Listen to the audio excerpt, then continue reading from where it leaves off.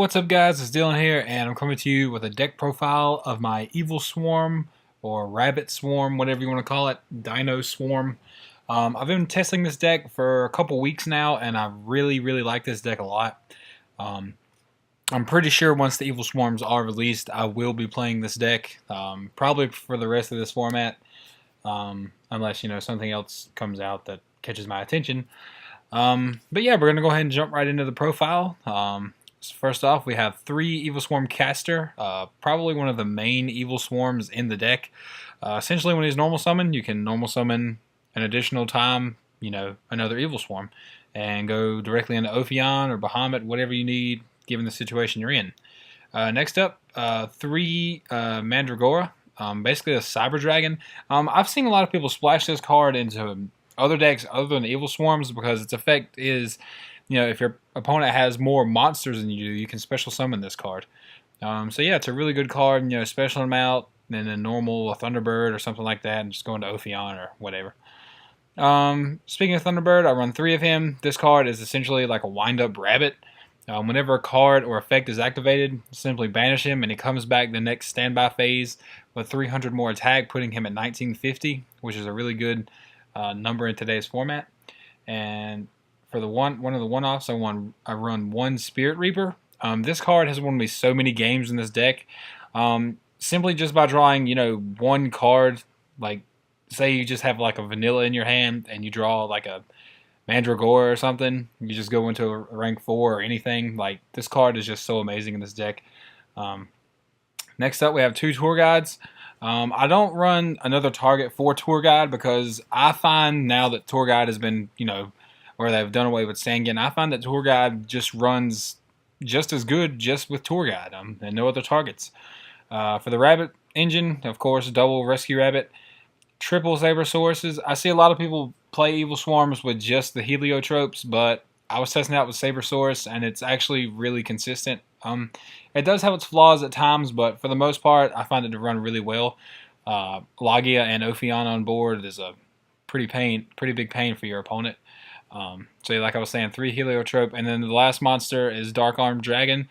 The whole deck is pretty dark, except for the Saber Sources and the Rabbits. So it's pretty easy to get this guy out. Next up for the spells, of course, we run 3 Infestation Pandemics, Forbidden Lance for Evil Swarms.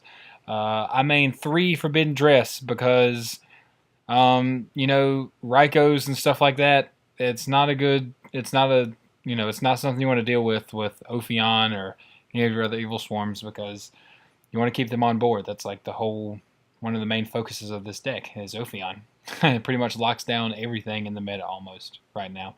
Next up, double MST, 1 heavy, reinforcements of the army for Caster, Reborn and Dark Hole. And for the traps, 1 Starlight Road, double Compulse, double D-Prison, and double Mirror Force. I haven't really put together a side deck down here yet. I haven't really had to side anything out, honestly. Like, Ophion is just a beast. For the extra deck, 1 Leviathan, 1 Levier, Zenmaines, Maestroke, Utopia, Cowboy, Shockmaster, Black Ship. I only run 2 Ophions. I was running 3 until I started running the Rabbit version. Yeah, so I took 1 out. 1 Ouroboros and 1 Bahamut. I'm actually considering bumping Bahamut up to 2 because he's pretty much like Big Eye. This card is just too good. It's won me so many games. And then 1 Logia and 1 Dolka. And 1 Stardust for the Starlight Road. So yeah, this deck is really fun. Like I said, I'm pretty sure I'm going to consider, stop playing Sams for a while because this deck is so good, in my opinion. If you haven't tried the deck yet, I suggest doing so. You'll probably like it. It's really easy to pick up. And it's just a really fun deck overall. And one thing I really like about it is you can be in a really tight situation. And, I mean, almost every hand you get will be pretty consistent. And even the top decks in this deck aren't too bad. But yeah, it's a really fun deck, and I suggest playing it. I know I'm going to be playing it as soon as Hidden Arsenal 7 comes out. I don't have an actual physical deck profile for you because I don't have any of the Evil Swarm cards. There's no dual terminal around me or my local, so no one really has them there. And they're just like ridiculously expensive right now, the dual terminals. So I'm just going to wait till Hidden Arsenal comes out before I pick all this up. But I mean, other than the evil swarms, I pretty much have everything I need. But that's enough rambling for now. I'm going to go ahead and close this out. I want to say thanks to everyone for subscribing. I'm at like 730 subs, I think. So thanks a lot for that, guys. And continue watching my videos, please. Make sure you hit the like button and subscribe. And I will see you in the next video. Peace.